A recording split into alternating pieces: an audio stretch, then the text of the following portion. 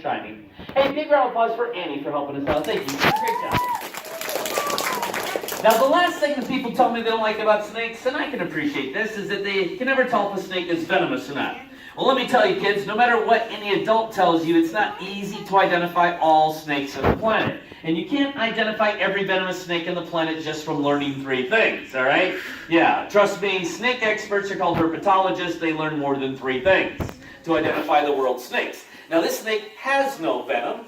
He's called a speckled king snake. Now, do you think they call him a king snake because he's married to a queen, lives in a castle, and fights dragons with swords? Now, that would be pretty awesome, though, right? No, the reason they call them king snakes, and the reason for all of you that are not a fan of snakes, you should at least love king snakes, is king snakes earn their title because king snakes don't just eat rats and mice. They also have the ability to hunt and eat and kill other snakes, including rattlesnakes, copperheads, cottonmouths, and coral snakes. Yeah, so do you think a king snake might be a good snake to have, for you to have living around you? Yes. Yeah, definitely, because you're looking at one of the few predators that we have for venomous snakes. This is Odin, our speckled king snake. Now, I love surprises, and I have brought with an animal that is also found right here in Texas that definitely would make you squirm if you actually spotted one. But very few people actually ever spot these animals around here, which is interesting because this is an animal that has been living around this part of Texas since before people. And when I bring him out, boy, are people surprised to learn that this animal is found right around here. Oh, I did unlock that. His name is Alvarado. Alvarado, called an American. Come on out here, Alvarado.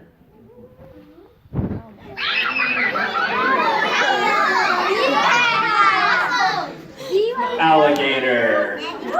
Now, alligators and crocodiles are related to each other. We don't have any crocodiles living in the wilds of Texas, but we do have about 500,000 American alligators living in Texas today. They've been living in Texas since before people. Now, even though that's true, kids, don't bother asking for one of these as a pet.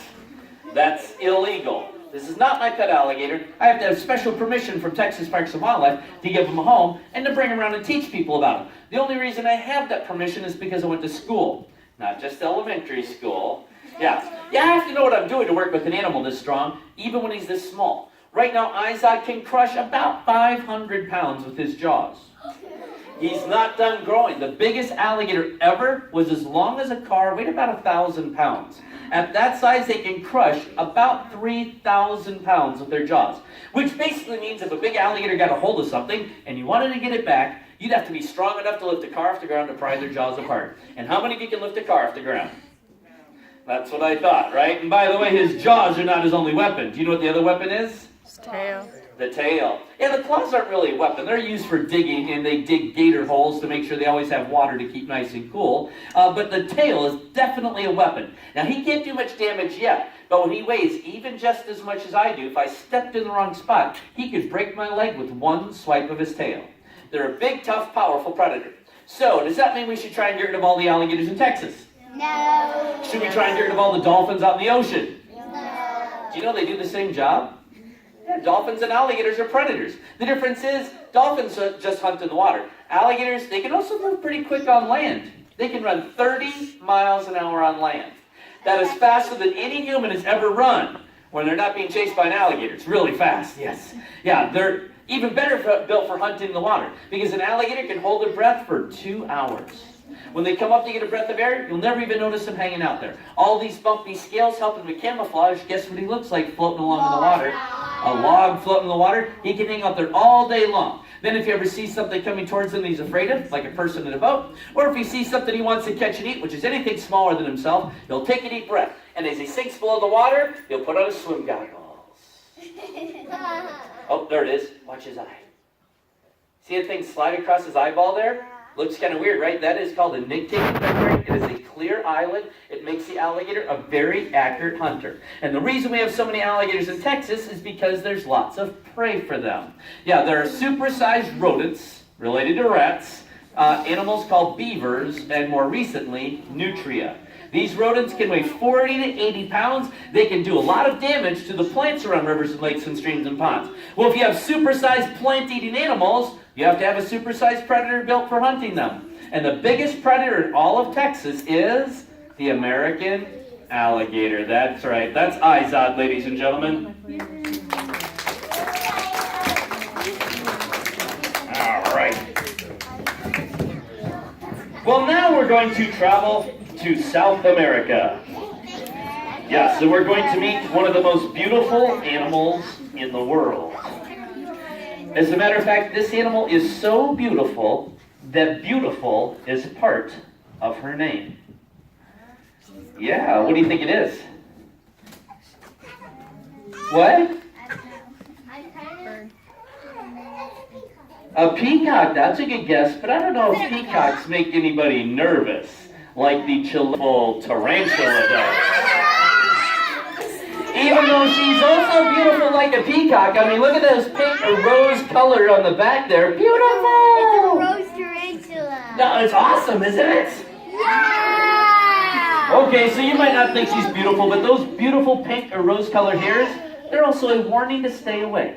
When a tarantula is in danger, she can turn away from her enemies and kick the hairs off her abdomen, the big part in the back. If any of those hairs get into the animal's face, it'll make them all itchy. Would you want to eat something that makes you itchy? No. Probably not. So those hairs protect her from danger, and it's how she earned her name, Beautiful. Now, it makes a lot of people nervous. Right here in the middle, two great big teeth called fangs. Do you know what she squirts out of those? Venom. Venom. Are all spiders venomous? No. Yes, they are. But it's a trick question. All spiders are venomous, but it does not mean that they're all venomous to us, to people. But do spiders eat a lot of people? They don't eat any people. People eat bugs. That's her job. Yeah, do you want to eat bugs? No! I didn't think so. Her job of eating bugs is so important that she doesn't just have venom to help her catch those bugs. She can also spin something called A a web. web. Now, do they shoot the web out of the wrist like they're Spider-Man and go flying around town? No! No. They pull the web out from the back. There's two things there. Oh, I think it's stuck to my finger right there. Check that out, right? Yep. They pull it out with those things in back that look like hairy fingers. Those are called spinnerets. Now, when you see spider web, it doesn't look that strong. But one strand of spider web is 5 times stronger than a piece of steel the same thickness. And it's sticky. Now, even though that's true, tarantulas, they can't, lower the top of a tree with their web, and they can't walk on the web when, on a tree or something. But they can spin their web inside a hole. Then if they catch a bug and they don't want to eat it right away, they can pull into the hole, stick it in the web, and store it for later. Doing the job that spiders are built to do. Not eating people. People! Eating bugs. Nature's pest control, the Chilean beautiful tarantula. There's one excited person, and everybody else is like, I don't know about that, right? Yeah, that seems kind of creepy. Well, the tarantula, as I said, just looks the way they do, because it helps them to survive out in the wild. All those legs, you might wonder why the extra legs. It just allows them to really move very quickly in any single direction they need to go to. As a matter of fact, that's one of the designs that when they're looking at building robots, they actually look at insects and arachnids. Animals with 6 legs and 8 legs, because they can move around in different ways that 2 legs and 4 legs don't work as well in. Well, we're now going to travel to a place that sounds more like something that some people might like to eat at Thanksgiving than a country. Turkey. Turkey, yes. So when I say that this animal comes from Turkey, I mean this animal comes from the place, the country of Turkey, not the bird. Got it? Okay. Let me introduce you to legs. And when I bring him out, if you think you know what this animal is when you see him, raise your hand. What are you raising your hand for? Are you reading my mind? Wait a minute, you're a little early there. All right. This is legs from Turkey. Come on out your legs. Oh, hell no. Snake! Snake! A snake is a good guess, but this is not a snake. Yes. Ooh, what? A legless lizard. Would that just be like a snake or something? No. No, guess what? She's absolutely right. Come on up here and help us out. Well, wait, no, this is a reward. Come on, you got it right. I mean, come on. Wait, her? Sister. Is that like your sister or something? She likes Yeah. lizards. So you're willing to sacrifice? I mean, I have her love volunteer lizards. instead? I love Okay, perfect. lizards. All right, come on up here. Now, you seem both to know what this animal is. She was raising her hand, too. I mean, you have that sister power where you're reading each other's minds. I You Googled both it. do this, huh? Well, you know what? She This is Googled a it. lizard. Most people, when they look at this animal, all they notice, scaly skin, really long, no legs. Isn't that the definition of a snake?